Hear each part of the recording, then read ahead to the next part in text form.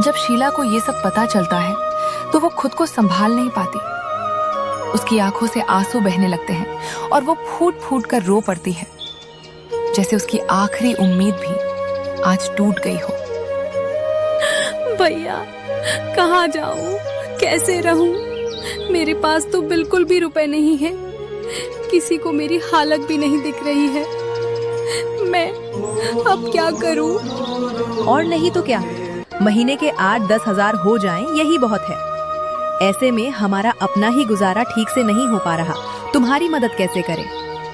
हालात ही कुछ ऐसे हैं। शीला हर तरफ से ही परेशान थी। कहीं से भी उसे कोई सहारा नहीं मिल रहा था, जैसे उसकी जिंदगी के हर दरवाजे एक एक करके बंद हो चुके हों। और इसी दौरान उसकी प्रेगनेंसी का 5वां महीना भी शुरू हो गया था। हालात के साथ साथ उसकी चिंता भी बढ़ती जा रही थी। प्रेगनेंसी का 5वां महीना भी शुरू हो चुका है और मुझे कमजोरी भी ज्यादा लग रही है।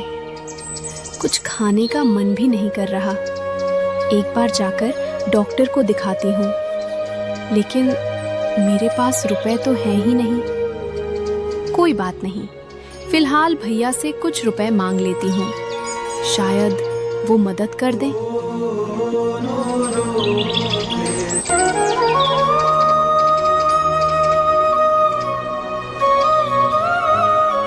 सुबह का समय है। शीला के भैया भाभी नाश्ता कर रहे हैं। तभी शीला धीरे धीरे वहां आती है, अपने भैया से कुछ रुपए मांगने के लिए। उसके चेहरे पर झिझक और मन में एक उम्मीद साफ दिखाई दे रही है। भैया, मुझे कुछ रुपए चाहिए थे। आज डॉक्टर को दिखाने जाना है। शीला के भैया अपनी पत्नी की तरफ देखते हैं और फिर भाभी शीला की तरफ मुड़कर कहती हैं। माहौल में एक अजीब सी खामोशी छा जाती है। डॉक्टर को दिखाने की क्या जरूरत है? सब ठीक तो है ही। नहीं भाभी, बहुत कमजोरी लग रही है और कुछ खाने का मन भी नहीं हो रहा है। एक बार डॉक्टर को दिखा लेती हूँ। 5वां महीना भी शुरू हो गया है ना। अच्छा, कितने रुपए चाहिए? 1000 रुपए दे दो भैया।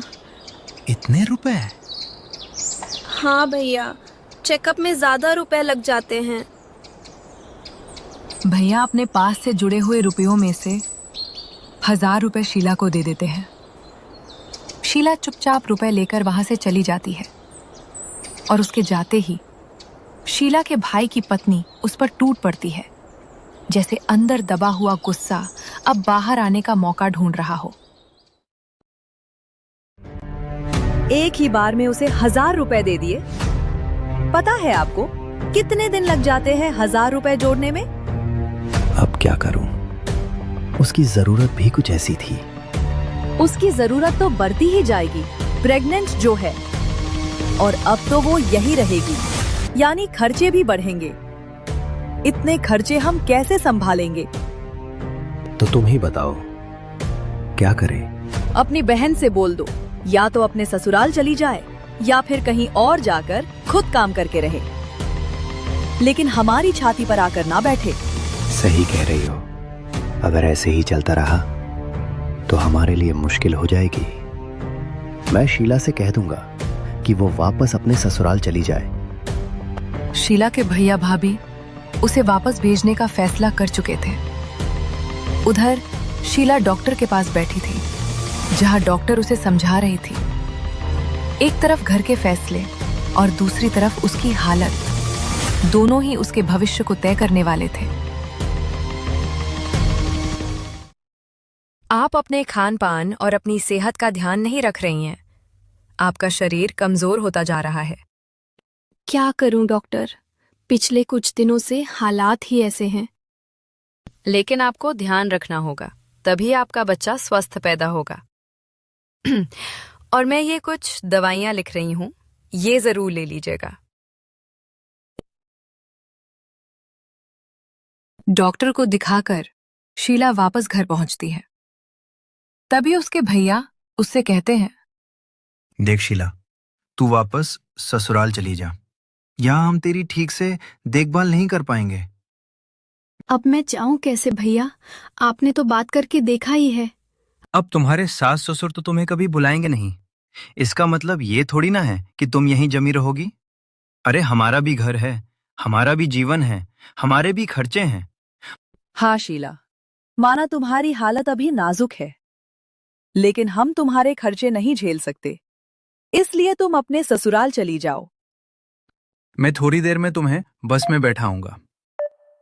शीला कुछ नहीं कहती, बस चुपचाप अपना सामान बांध लेती है।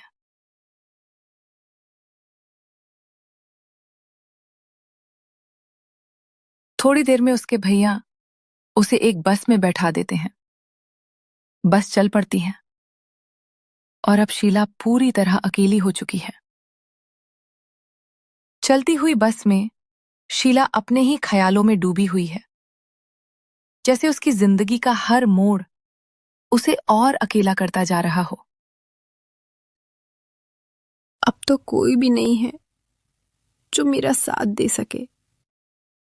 एक भैया भाभी से ही तो उम्मीद थी, उन्होंने भी मेरा साथ नहीं दिया। अब क्या करूं मैं? वापस ससुराल भी नहीं जा सकती और कोई रिश्तेदार भी नहीं है। समझ नहीं आता कहाँ जाऊं। थोड़ी देर बाद शीला एक दूसरे गांव में उतर जाती है और वहीं बस स्टॉप पर बैठ जाती है। यहां वो किसी को नहीं जानती, सब कुछ उसके लिए अनजान है। भूख के मारे शीला की हालत खराब हो चुकी है और अचानक वो बेहोश होकर गिर जाती है। तभी उसी रास्ते से अपना ठेला लेकर जा रहा रवि उसे देख लेता है। वो तुरंत उसके पास जाता है और शीला के चेहरे पर पानी छिड़कता है। कुछ ही पल में शीला धीरे धीरे होश में आती है। क्या हुआ बहन जी? कुछ खाया नहीं क्या सुबह से, जो बेहोश हो गई? हाँ भैया, आपने सही कहा, सुबह से कुछ खाया नहीं है। अच्छा, 1 मिनट रुको बहन, मैं आपके लिए कुछ खाने को लाता हूं। रवि अपने ठेले से शीला के लिए छोले चावल लाकर देता है। ये लो बहन, अभी यही बचा है। लो तुम ये छोले चावल खा लो। शीला छोले चावल खाती है और तब जाकर उसे थोड़ी राहत मिलती है। भैया, मैं बहुत परेशान हूं। इस गांव में मैं किसी को नहीं जानती, न मेरे पास रहने की जगह है, न खाने को कुछ, कोई काम भी नहीं है मेरे पास। क्या यहां मुझे रहने के लिए कोई जगह मिल जाएगी? देखो बहन, आजकल मदद करने वाले लोग कम हो गए हैं, इसलिए यूं ही तो यहां कोई तुम्हें रहने को जगह नहीं देगा। कम से कम किराया तो तुम्हें देना ही पड़ेगा। लेकिन मेरे पास रुपए कहाँ है भैया? अब रुपए बिना रहने को जगह कैसे मिलेगी? आप ही मेरी कुछ मदद कर दीजिए। ठीक है बहन, तुम चलो मेरे साथ, मैं आसपास पता करता हूं, अगर कहीं तुम्हें रहने को जगह मिल जाए। और फिर शीला रवि के साथ चल देती है। रवि उसे अपने घर लेकर जाता है।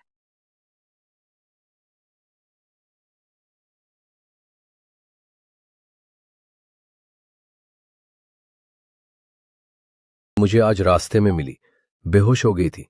वैसे ये रहने का करके आता हूं, अगर कोई इन्हें रहने को जगह दे दे तो इनके लिए अच्छा होगा। इतना कहकर रवि अंदर चला जाता है और अम्मा शीला की तरफ देखती हैं और उससे बात करती हैं, जैसे उसके हालात समझने की कोशिश कर रही हों। कौन सा महीना चल रहा है बेटी? 5वां महीना चल रहा है माँ जी। फिर तू अकेली क्यों घूम रही है? घर जाना बेटी। और फिर शीला अम्मा को सारी बात बताती है। अपने पति के चले जाने की बात, सास ससुर द्वारा घर से निकाल दिए जाने की पीड़ा और भैया भाभी का साथ न मिलना, सब कुछ। शीला अपने दिल का हर दर्द अम्मा के सामने खोल कर रख देती है। शीला की बातें सुनकर अम्मा का दिल पसीज जाता है। उनकी आंखों में भी दर्द साफ झलकने लगता है। तू गर्भवती है? और ऐसे में तुझे तेरे घर वालों ने अकेला छोड़ दिया। शर्म नहीं आई उन्हें तेरे साथ ऐसा करते हुए? पता नहीं अम्मा, मैं तो बस इतना जानती हूँ, छोड़ दिया उन्होंने मुझे और अब मुझे ही सब कुछ सहना है। तभी रवि वहां आता है। माँ, मैं इनके लिए रहने की जगह ढूंढ कर आता हूँ। इसे रहने की जगह ही चाहिए ना, तो तू बाहर ढूंढने क्यों जा रहा है? हमारे घर पे क्या जगह की कमी है? क्या कह रही हो माँ? अरे ये मेरे पास में सो जाएगी। लेकिन माँ। अरे चुप कर, तू इसकी हालत नहीं देख रहा? इसे तो इस समय आराम करने की ज़रूरत है। परेशानी और चिंता से दूर रहना है इसे अभी। सुन बेटी, तू मेरे पास सोना और जो भी परेशानी हो बताना। अम्मा की बातें सुनकर शीला की आंखों में आंसू आ जाते हैं। जहां उसके अपने उसकी परवाह नहीं कर रहे हैं, तो वहीं ये अनजान अम्मा उसका साथ दे रही है। अम्मा, मैं आपका ये एहसान कैसे उतारूंगी? चुप कर, कोई एहसान नहीं कर रही हूं मैं। चल, अब मैं सबके लिए खाना लगाती हूँ। और फिर अम्मा, शीला और रनव तीनों बैठकर खाना खाते हैं और खाना खाकर तीनों लेट जाते हैं, लेकिन शीला को नींद नहीं आ रही। कितनी अच्छी है ये अम्मा, जो इन्होंने मुझे रहने की जगह दे दी। लेकिन कुछ काम तो करना पड़ेगा मुझे, ताकि मैं कुछ कमा सकूं। आखिर डॉक्टर, दवाइयां और बच्चा होने में भी तो खर्चा होगा, और उसके बाद इस बच्चे की परवरिश, सब कुछ देखना है मुझे। इसलिए बेहतर यही होगा मैं अभी से कुछ ना कुछ काम शुरू कर दूं। यही सोचते सोचते शीला सो जाती है। अगली सुबह वो थोड़ी देर से उठती है और देखती है कि अम्मा छोले और चावल बना रही है। उठ गई तू बेटी? हाँ माँ, लेकिन आप इतने सारे छोले चावल क्यों बना रही हो? अरे बेटी, लगता है तू भूल गई।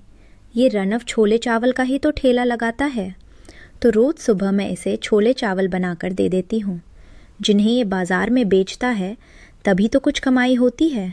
अच्छा, क्या मैं भी बाजार में ऐसा कोई ठेला लगा सकती हूँ? ये सुनकर अम्मा रवि की तरफ देखती हैं और फिर शीला से पूछती हैं, क्यों? तुझे क्यों लगाना है ठेला? कुछ तो कमाना होगा ना अम्मा मुझे, और अभी से कोशिश करूंगी, तभी तो आगे के लिए रुपए जोड़ पाऊंगी। आखिर खर्चे भी तो बढ़ने वाले हैं। हाँ, तुम ठेला लगा सकती हो, लेकिन तुम भी अगर मेरे पास में ही अपना ठेला लगा लोगी तो फिर मेरी कमाई कम नहीं हो जाएगी? नहीं भैया, तुम गलत मत समझो। मैं तुम्हारे आसपास कहीं भी ठेला नहीं लगाऊंगी।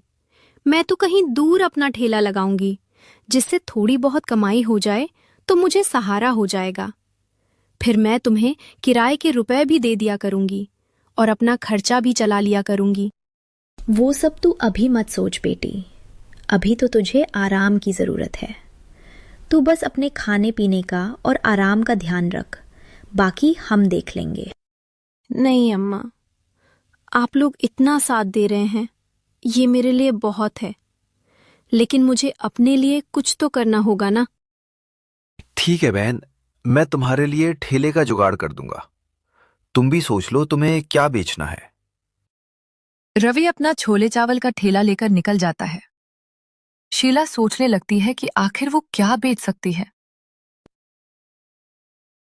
मैंने तो हमेशा सिर्फ घर का खाना ही बनाया है, इसलिए मुझे तो सिर्फ रोटी सब्जी दाल चावल ही बनाना आता है। फिर मैं किस खास चीज का ठेला लगाऊं? यही सोचते सोचते शीला का सारा दिन बीत जाता है। शाम में रवि छोले चावल बेचकर लौटता है और वो एक ठेला और लेकर आया है। रात को सभी लोग खाना खा रहे हैं। खाना बहुत अच्छा है आज, मन कर रहा है खाते ही जाओ। तो खा और खा, किसी ने मना किया है क्या? और बहन, तुमने सोचा कि क्या बेचोगी?